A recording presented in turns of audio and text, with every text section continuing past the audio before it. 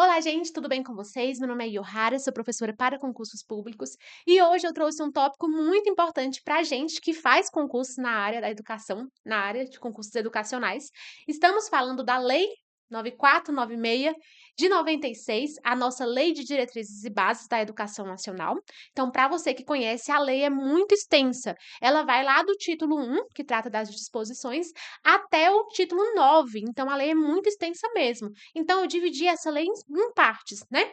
Vou tratar hoje da parte 1, trazendo várias disposições, né, importantes dos seus primeiros títulos lá da lei, e vou trazer também questões dessa lei. Então, se você procurar aqui no canal e estiver assistindo a primeira parte, com certeza eu já postei as outras partes. Você pode completar os seus estudos com outras partes da lei de maneira completa, teoria mais exercícios. Então, vamos lá? Colocar na tela aqui para a gente, então. Lei de Diretrizes e Bases da Educação Nacional, né? É uma lei que é bem famosa, né? A principal é como se fosse a Constituição Federal para a Educação. É a principal lei dentro da esfera nacional, né? E todas as resoluções, todas as leis que vigoram sobre a educação no território nacional vão precisar obedecer a essa lei maior, né? Então vamos tratar aqui sobre a Lei de Diretrizes e Bases da Educação Nacional, nossa lei 9394 de 96, né? Lembrando que essa lei aqui a gente vai tratar hoje, essa lei não é a primeira lei de diretrizes e bases da educação nacional. Na verdade, estamos lidando com a terceira lei de diretrizes e bases, ok? Vamos lá. Então, começando já com a linha do tempo. A lei de diretrizes e bases no Brasil. Como ela se constituiu, né? Tivemos uma lei de diretrizes e bases lá em 1961, né? Que foi a nossa primeira lei. O número era 14.024 de 61. Ela já foi, né, integralmente revogada, é claro, pelo tempo, né? Mas ela foi a primeira lei de diretrizes e bases do Brasil e ela foi organizada, né? Ela organizou o Sistema Nacional de ensino e deu um caráter legal às diretrizes da educação nacional, né? Ela foi a primeira lei que trouxe ali, de maneira mais específica, assuntos voltados à educação. Lembrando que lá na nossa Constituição Federal, todos os assuntos que são importantes, né, que vigoram em um território nacional, estão previstos lá. Então, a educação não é diferente. A gente tem a educação lá, normas com relação à educação nacional, do artigo 205 até o artigo 214. E é claro que a Lei de Diretrizes e Bases, de maneira mais específica, né, vai destrinchando todas essas normas que já estão lá desde 1988 e que são, né, atualizadas frequentemente. Então, temos aqui a nossa primeira lei. Segunda lei foi 10 anos depois. Nossa lei de 1971, segunda lei de diretrizes e bases, era a lei 5.692 de 71. Essa lei aqui aconteceu no regime militar. Então, ela retornou, né, reformou o ensino do primeiro e segundo graus, hoje ensino fundamental e ensino médio, tornando o segundo grau profissionalizante, né? É aquela lei da ditadura militar. Ela, né, tinha uma medida considerada apressada e pouco estruturada. Essa lei aqui vigorou, né, por algum tempo e foi, se eu não me engano, foi essa segunda lei que foi, né, expressamente revogada, totalmente revogada, porque ela tratava de assuntos mais voltados à abordagem mecanicista da educação, abordagem tecnicista, que via a educação como de maneira técnica, né, com normas a serem seguidas, baseada em um sistema mais técnico. A educação só serve para o mundo do trabalho. A gente não tem que pensar de maneira crítica, uma abordagem crítica de educação. Por isso, ela não compõe mais, né? Não acompanhou a evolução do Brasil. E, por último, temos a nossa lei de 1996, que é a nossa lei 9394, né? Que é a lei que vigora agora no Brasil. Essa lei é conhecida como Darcy Ribeiro também. É a nossa lei atual, com base mais democrática e flexível, né? Substituiu séries por anos, colegial por ensino médio e ampliou o conceito de educação básica, tornando a educação básica etapas como ensino infantil, ensino médio, ensino fundamental e ensino médio. Se você for observar, né, a Constituição Federal, nos artigos que eu falei aqui, artigo 205 ao 214, você vai ler lá na Constituição que a Constituição estabelece um ensino obrigatório até o ensino fundamental e uma progressiva, né, abordagem para o ensino médio. Mas, né, a lei, a nossa Constituição Federal, é uma lei muito antiga. A Lei de Diretrizes e Bases vem atualizando, né, essa educação básica para educação infantil, ensino fundamental e ensino médio, né? E teve várias atualizações ainda recentemente sobre o novo ensino médio, né? Então a gente vai discutir tudo isso aqui. Vamos lá? Título 1. O que o título 1 trata? Trata da educação. A educação de forma ampla, englobando a família, o trabalho e as instituições e a sociedade. Então, a lei já começa, já se inicia ali, lá no artigo 1º, tratando do que é educação e de qual educação a Lei de Diretrizes e Bases vai tratar, que é a educação institucionalizada, que é aquela que acontece em instituições de ensino. Mas a lei não descarta a educação que acontece fora da escola, em organizações sociais, a educação não formal. Então, vamos observar isso aqui. A educação, de forma ampla, engloba a família, o trabalho, as instituições e a sociedade. A educação abrange processos formativos, que se desenvolvem onde? Na família, na convivência humana, no trabalho, nas instituições de ensino e pesquisa, nos movimentos sociais e organizações da sociedade civil, nas manifestações culturais. Aí, no final aqui, ó, vamos observar. Essa lei, né? Essa lei, a Lei de Diretrizes e Bases, trata, disciplina a educação escolar, que se desenvolve predominantemente em meio do ensino, em instituições próprias. Então, é essa educação escolar que a gente está falando, mas ela não descarta essas possibilidades de outras educações, né? Levando em consideração o que a gente tem mais atualmente, né? A abordagem de Vygotsky, que pensa na educação com a interação social. A educação acontece por meio da interação social. E aqui, a Lei de Diretrizes e Bases não descarta essa possibilidade. Vamos lá, título 2. O título 1 é bem curtinho, só trata ali do conceito de educação. E o título 2 já vem trazendo o dever. Sempre a gente já viu, né? Tratando-se de lei, toda vez que a gente tem um direito, a gente vai ter quem é responsável, a quem se incumbe esse direito, né? Então, vamos observar aqui. A lei traz a família e o Estado, né? Como principais, né? Fornecedores desse direito, que é o direito à educação. Então, o artigo 2 fala: a educação como dever da família e do Estado, com o objetivo de preparar o cidadão para a vida e para o trabalho, né? Inspirada nos princípios de liberdade e nos ideais de solidariedade humana. Aí tem por finalidade o quê? O pleno desenvolvimento do educando, seu preparo para o exercício da sua cidadania e sua qualificação para o trabalho.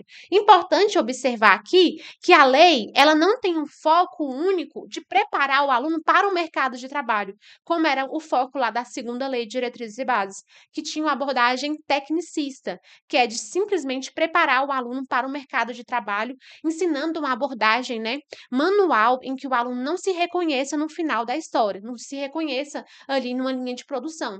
Esse não é o foco da Lei de Diretrizes e Bases. Como a gente viu, essa lei é a lei mais flexível que a gente já teve na história da educação nacional. Então, é uma lei que busca a democratização e a abordagem plena. Ela observa o aluno como sujeito ativo, né? Como centro do processo de ensino-aprendizagem e como sujeito crítico, né?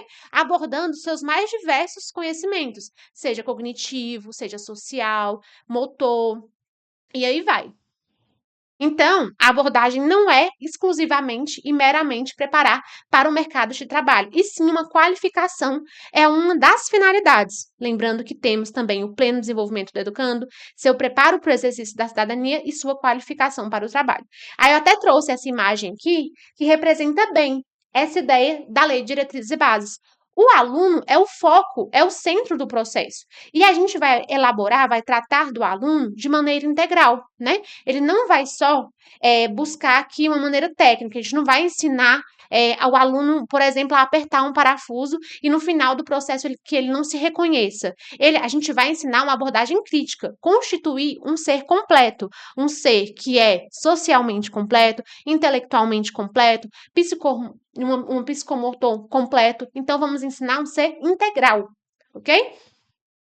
Agora aqui, título 2, parte bem interessante, que é o nosso artigo 3º, que fala dos princípios da educação, e esse tópico é um tópico muito cobrado em provas, e vem frequentemente sendo atualizado, né? Eu trouxe aqui, né, atualizações deste deste artigo 3 da Lei de Diretrizes e Bases, que é frequentemente atualizado, porque como é um artigo que trata dos princípios da lei como um todo, então ele é atualizado frequentemente. E a gente tem que observar, além de todos os princípios, vamos observar também as atualizações que costumam ser cobradas em provas, tá? Então, eu sempre vou destacar aqui as leis que alteraram a Lei de Diretrizes e Bases. Vamos aqui, ó.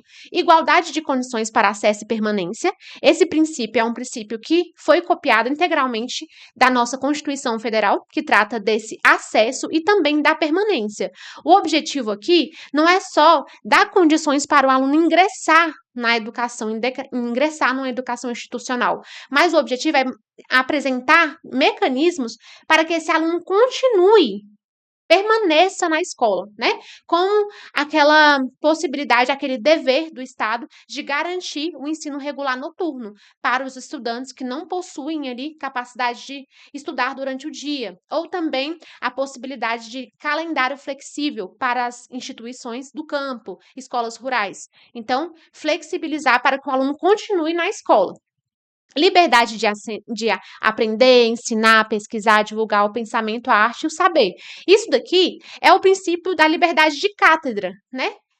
O professor ele tem sim o direito de ensinar, aprender, divulgar o pensamento, a arte e o saber, e é um princípio que está lá na Constituição Federal.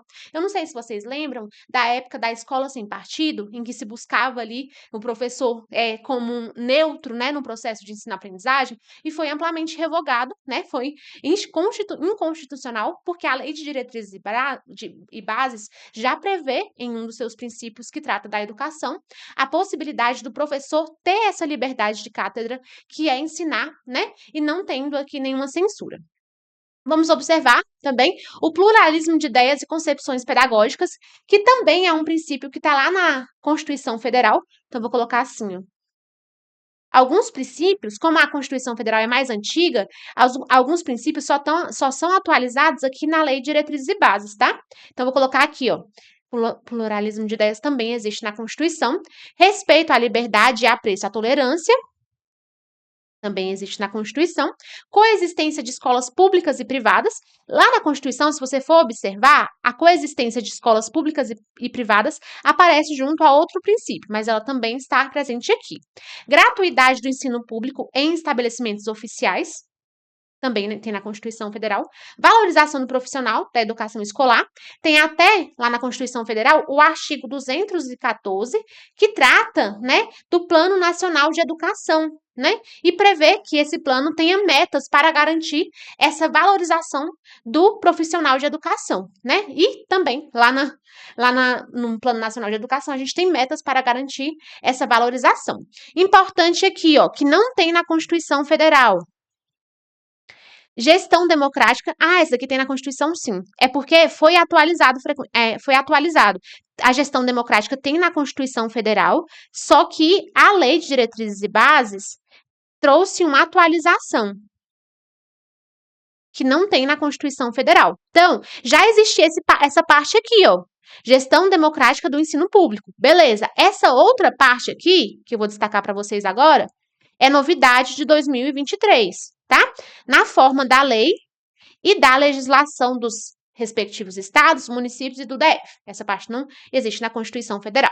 Vamos lá. Garantia de padrão de qualidade, valorização da experiência extraescolar, vinculação da escola, né, do trabalho e das práticas sociais, consideração com a diversidade étnico-racial, garantia do direito e aprendizagem ao longo da vida. Esse princípio tem na Constituição Federal, né, que foi anexado em 2018, e é o princípio mais atualizado da Constituição Federal, que trata da garantia do direito à aprendizagem ao longo da vida. É basicamente a EJA, a Educação para Jovens e Adultos. É aquela pessoa que não teve, né, um ensino na época, né, e tem agora fora da idade regular. Então, ingressa ali no ensino fundamental da EJA com 15 anos, quando o ingresso é com 14, e também no ensino médio com 18 anos, quando o ingresso é em idade própria. Agora vamos aqui, né? Também temos outros princípios que não estão na Constituição Federal, mas são princípios recentes e podem cair em prova. Respeito à diversidade humana, linguística, cultural e identitária de pessoas surdas, cegas e pessoas com deficiência auditiva. Foi incluído aqui em 2021. Então é um princípio recente, é importante a gente destacar. Não fala aqui do direito às pessoas, né, com deficiência auditiva. E também temos um último princípio.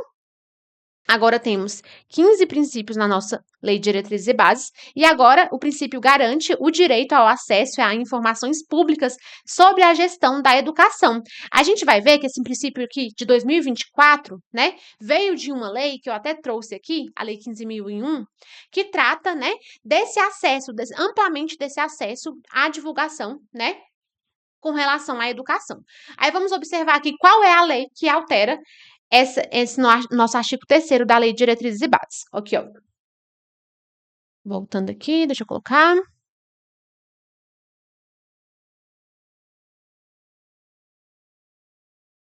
Temos aqui a Lei 15.001 de 2024. Ela altera a nossa Lei de Diretrizes e Bases, né?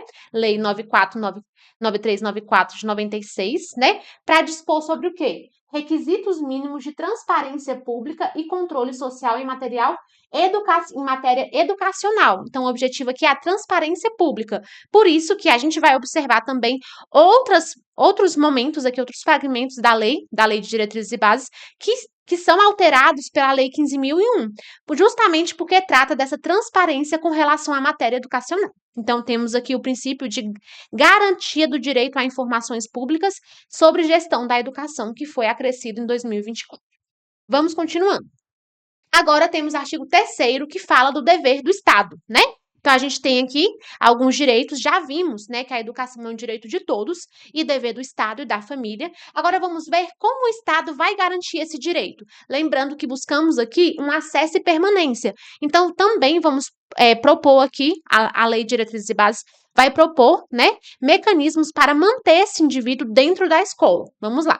Educação básica e gratuita, então temos aqui obrigatória e gratuita, dos 4 aos 17 anos. Lembrando aqui que lá na Constituição Federal, essa educação obrigatória e gratuita se estende até o ensino fundamental e tem uma previsão lá da progressiva extensão para o ensino médio. Mas a gente já viu que a Lei de Diretrizes e Bases, como ela assume esse papel de garantir os direitos, né, garantir as diretrizes e bases para a educação nacional, ela sobrepõe aqui a Constituição Federal por estar mais atualizada. Este é um ponto central. O Estado deve garantir vaga e ensino gratuito a todas as crianças e adolescentes nessa faixa etária, abrangendo pré-escola, ensino fundamental e ensino médio. Aqui é importante porque a educação, pela Lei de Diretrizes e Bases e também pela Constituição Federal, é vista como um direito público subjetivo, ou seja, é um direito que não se pode tirar, é um direito da própria criança. Então, se o Estado não garantir essa educação nesse período aqui, dessa faixa etária, o Estado pode responder por crime de responsabilidade. Lembrando também que essa educação, essa obrigatoriedade, né, e essa gratuidade acontece dos 4 aos 17 anos. Apesar de a lei propor, né, um ensino bem mais extensivo que isso, né? A lei traz o Instituto da Creche e também o Instituto da EJA, que propõe uma educação fora da idade própria. Mas devemos considerar que as pessoas, os alunos que estão dentro dessa faixa etária, são obrigatoriamente, né, precisem estar frequentando a educação básica, seja em instituições públicas ou privadas, beleza? Então, a gente observa aqui que essa gratuidade se estende dos 4 aos 17 anos, embora haja uma extensão ainda maior, beleza? Então, vamos observar aqui. Na educação infantil, né, a gente tem a creche e a pré-escola, né? Mas, vou pegar aqui a canetinha, quando se trata de creche, ó, quando se trata de creche, eu vou ter aqui alunos do 0, né, aos 3 anos. Quando se trata de creche, o ensino só vai ser gratuito, ele não vai ser obrigatório.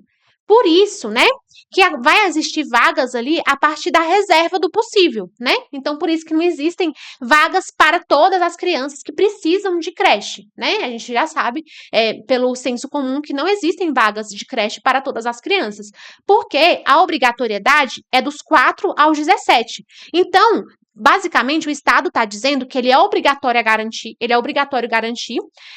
a educação que é obrigatória. Então, se é obrigatória, o Estado precisa garantir, porque trata-se de um direito público subjetivo. O Estado pode responder por isso, beleza? Mas como, né? Público subjetivo. Mas como estamos falando aqui da creche, a creche não tem essa obrigatoriedade, logo o Estado não tem a obrigatoriedade de garantir vagas de creche para todo mundo, mas ele tem que garantir pelo menos o gratuito, né? Garantir essas vagas na medida do possível, beleza? Temos o Instituto da Creche, da pré-escola, dentro da educação infantil. Agora sim, a pré-escola começa dos 4, né? E vai aos 5 anos. Agora sim, essa garantia aqui é obrigatória. E também é obrigatório que se matriculem, né? Matriculem estudantes e gratuita. Estudantes nessa faixa etária, porque se o estudante não estiver frequentando essa faixa etária, o Estado pode até fazer uma busca ativa, né? Os pais são responsáveis por matricular essa criança a partir dos 4 anos de idade, que é quando a escola, né, se torna obrigatória e gratuita, beleza? Aí, vamos aqui observar a educação infantil. Como vai acontecer a educação infantil? Do 0 aos 5 anos. Mas lembrando, né, que há uma gratuidade e não uma obrigatoriedade, né, como acontece dos 4 aos 5. Então, eu tenho uma gratuidade até os 5 anos de idade em creches e pré-escola. Lembrando que a creche, né, ela só é gratuita, ela não é obrigatória. Ela torna-se obrigatória a partir da pré-escola. Aí temos a obrigatoriedade tanto em matricular quanto em estar frequentando, né? Obrigatória. E também o poder público tem a obrigação de garantir essa vaga. Vamos lá. Acesso para jovens e adultos. O Instituto da EJA, que é uma modalidade de educação prevista na nossa Lei de Diretrizes e Bases da Educação Nacional. Garante o acesso público e gratuito aos ensinos fundamental e médio. Beleza? Para aqueles que não concluíram na idade adequada, com oferta noturna e condições para trabalhadores. Então, garante aqui essa EJA, que pode também, também pode ser ofertada no ensino regular noturno, que o ensino também pode ser regular, mas que acontece no período noturno, beleza?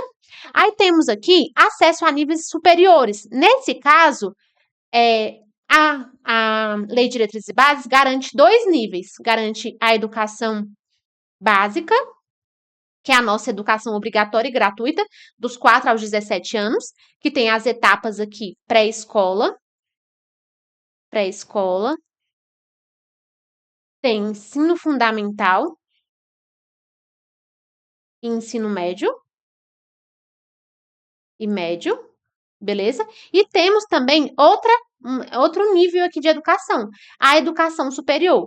A Lei de Diretrizes e Bases, assim como a Constituição Federal, garante esse ensino superior de acordo com a capacidade de cada um, né? Então, para esses níveis mais elevados de ensino, que é o nível superior, acontece de acordo com a capacidade de cada um. Então, a lei não garante vagas para todo mundo que queira ingressar no ensino superior. Não é como na educação básica, beleza?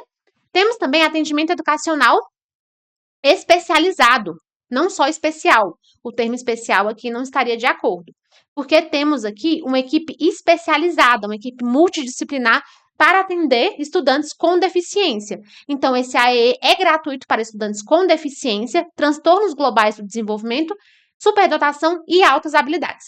Preferencialmente, essa palavra que é muito importante sempre cai em prova, preferencialmente na rede regular de ensino.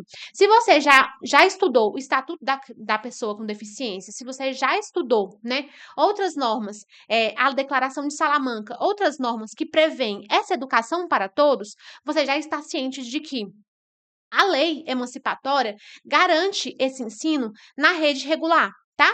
A primeira opção para essas pessoas com deficiência, crianças, estudantes com deficiência, é se matricular na rede regular de ensino, porque como a gente já conversou, a aprendizagem acontece na interação com o outro. Então, seria totalmente injusto excluir essas pessoas e colocá-las numa sala para tratamento especializado. Isso não está de acordo com os ordenamentos que tratam da educação, né, da inclusão de pessoas com deficiência, ok?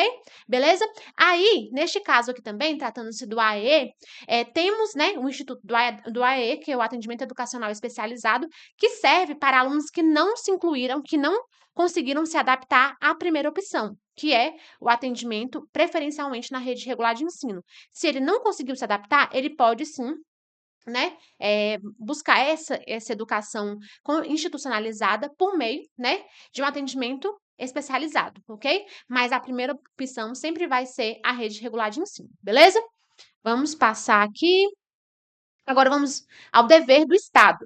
Níveis e acesso a níveis superiores. O Estado deve proporcionar o acesso aos níveis mais elevados de ensino, pesquisa e criação artística, conforme a capacidade de cada um. Aí tem aquela tríade, né? Do ensino, pesquisa e extensão. A tríade do ensino, pesquisa e extensão, que são indissociáveis, beleza? Programas suplementares também é um dever do Estado, né? Garantir o MATA, que é o material escolar, transporte, alimentação e assistência à saúde, beleza? Padrões mínimos de qualidade. O Estado deve assegurar padrões mínimos de qualidade. Olha a atualização aqui, ó, atualização de 2022, né? O Estado precisa assegurar isso daqui, incluindo, aí, o que foi incluído foi isso daqui, ó.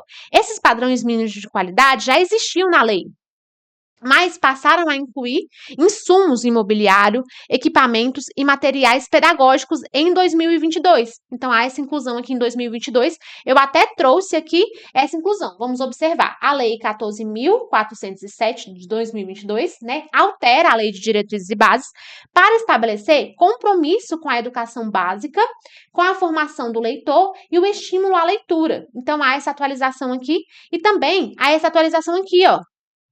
Alfabetização plena e educação digital.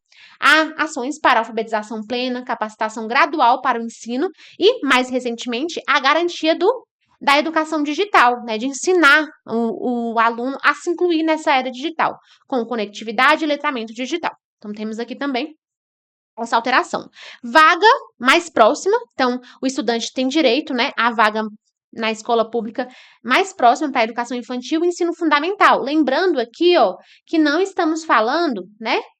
Não estamos falando aqui sobre ensino médio, né? Estamos falando dessa obrigação do Estado de colocar, de dar essa vaga, de destinar essa vaga a estudantes menores da educação infantil e do ensino fundamental, mais próximo da residência a partir dos 4 anos, que é quando a educação se torna obrigatória. Vamos aqui. Alfabetização a gente já viu. Atendimento hospitalar. Temos aqui um acréscimo do artigo aqui, no nosso artigo 4A, que assegura o atendimento educacional para estudantes, né, internados por período prolongado. Lembrando aqui que é um período prolongado, ok? Então, ele tem direito, sim, a receber atividades, né, esse atendimento, quando estiver internado em período prolongado, tá? O artigo 4A assegura isso. Temos aqui o dever do Estado,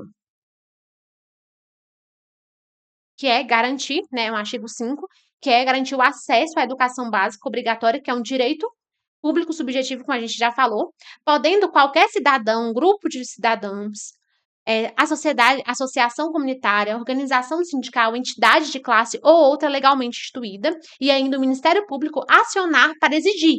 Então, se é um direito público subjetivo, as pessoas podem acionar, né, vias judiciais para exigir esse direito. Então, coloquei aqui, quem pode acionar? Todo mundo pode acionar esse direito. Então, você vê um aluno ali, uma criança que estaria em idade escolar, que não frequenta a escola. Você, como vizinho, pode acionar esse direito. Você, como cidadão, tem essa possibilidade. Vamos lá. O direito à educação básica obrigatória é uma prerrogativa individual, né, que pode ser legalmente exigido ao poder público se o Estado não oferecer a educação. Ele pode ser acionado judicialmente. Lembrando aqui que estamos falando de uma educação obrigatória, ou seja, dos 4 aos 17 anos. Ou seja, se meu filho não tiver vagas em creche, lá com 3 anos de idade, não há esse direito público subjetivo garantido, né? Essas vagas em creche são vagas que acontecem, né, que são destinadas, segundo ali, a reserva do possível, beleza? Vamos aqui. A autoridade competente que negligenciar o oferecimento de ensino, oferecer de maneira irregular ou não oferecer, pode ser imputada por crime de responsabilidade. Vamos continuando aqui. Título 3, dever do Estado, né? Então, o dever do Estado também se estende a outras normas que também, a atualização aqui de 2023 e de 2024. Vamos aqui observar. Recensear anualmente crianças e adolescentes em idade escolar e jovens e adultos que não concluíram a educação básica. Então, há esse recenseamento anual. Fazer chamada pública, zelar pela frequência escolar junto aos pais, então também é um dever do Estado, né? Divulgar a lista de espera por vagas, aí aqui é uma atualização da nossa lei aqui, ó, Lei 14.685, que assegura, né, a obrigação de divulgar a lista de espera por vagas nos estabelecimentos de educação básica da rede de ensino. Então, altera aqui a nossa lei de diretrizes e bases com relação à divulgação de lista de espera. Vamos aqui. Garantir o acesso a resultados de avaliações de qualidade, que é a lei, aqui alterada pela Lei 15.017 de 2024, que garante a publicização de dados e microdados coletados de censos da educação básica e superior, abrange os 2 níveis de educação, e nos respectivos exames e sistemas de avaliação. Então, essa lei aqui altera a Lei de Diretrizes e Bases para garantir essa publicização de dados. Transparência e publicidade das informações educacionais do censo, exames e sistemas de avaliação. Também aqui uma prerrogativa dessa lei aqui 15.017, que trata dessa publicização. Tratamento e anonimização de dados, né? Então, tenho aqui outra prerrogativa que a lei 15.017 atualiza na lei de diretrizes e bases. Vamos aqui. Vamos aqui também continuar no nosso título 3. Dever do Estado, garantir formas alternativas de acesso. O poder público deve criar formas alternativas de acesso a diferentes níveis de ensino, independentemente de escolarização anterior, né? Então, a gente sabe aqui que esse nível abrange apenas o nível básico, a educação básica, levando em consideração que a educação superior é segundo a capacidade de cada um. Então, o que está falando aqui, né? Mesmo que não haja uma comprovação histórico, não deve constituir impedimento para matricular o aluno. Aí vai ser ali de acordo com a avaliação, né, para garantir essa escolarização, né, para o aluno continuar a frequentar a escola. Extensão à educação superior, artigo 5º A. As diretrizes de transparência e publicidade para informações educacionais se aplicam também ao censo, lá na educação superior. Exames de avaliação da educação superior. Então, é aquela mesma lei que trata aqui da publicização de dados e microdados coletados no censo da educação básica e superior, nos respectivos exames e sistemas de avaliação. Então, é a garantia dessa publicização. Vamos lá? O ensino é livre é iniciativa privada. Então, lá nos nossos princípios, no artigo 3º da lei, tem a existência, né, do princípio de coexistência de escolas públicas e privadas. O que quer dizer isso? Que eu posso, que é claro, a gente precisa, né, ter um ensino público, que é o ensino em instituições oficiais, mas a lei também garante um direito à iniciativa privada, de garantir esse direito em esferas privadas. Mas, né, como não, as escolas públicas, elas já nascem credenciadas pelo poder público, né? Então, elas já nascem ali com um funcionamento garantido pelo poder público. As escolas privadas, como não têm essa prerrogativa, elas devem cumprir algumas regras que a gente vai observar agora. O ensino é livre à iniciativa privada, né? Atendidas às seguintes condições. Então, há prerrogativa, desde que, né? Aqui, uma condição. Quais são as condições, né? Cumprimento das normas gerais, por exemplo, da Lei de Diretrizes e Bases da Educação, e do sistema e do respectivo sistema de ensino. Por exemplo, aqui no DF, a gente tem, além da Lei de Diretrizes e Bases, a gente tem a Resolução 2 de 2023, que também garante alguns direitos. Então, as instituições de ensino aqui do DF devem cumprir esses direitos. É isso que está falando aqui.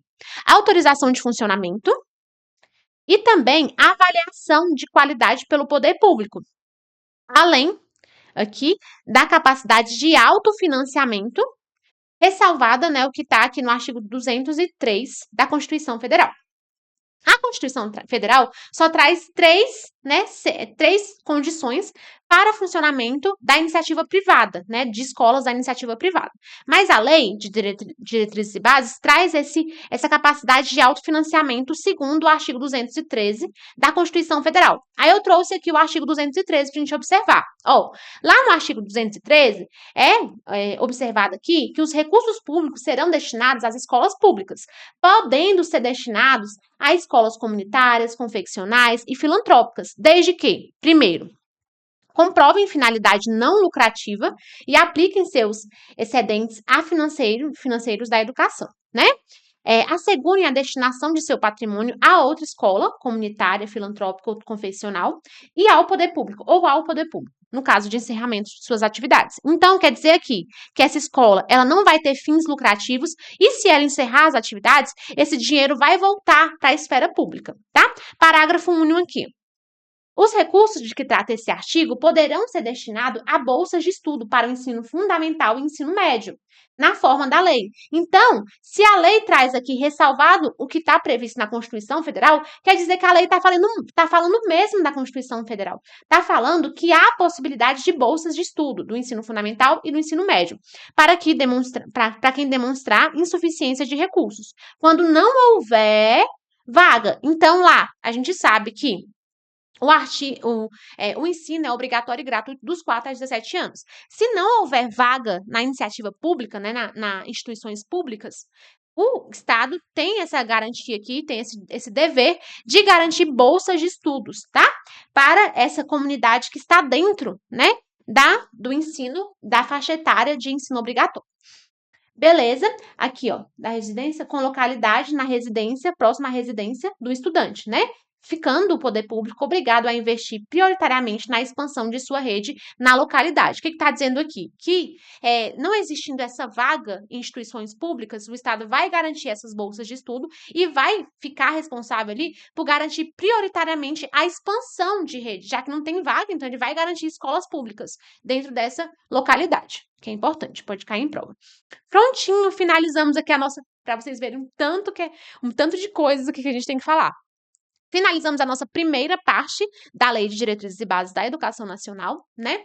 E vamos resolver alguns exercícios. Mas para a aula não ficar longa, eu vou resolver no próximo bloco e eu garanto para vocês que vocês vão gostar muito da resolução desses exercícios. Então fiquem aí, cliquem aqui no nosso canal que com certeza esse vídeo já está disponível para você. Muito obrigada por aprendermos juntos e até a próxima. Tchau, tchau!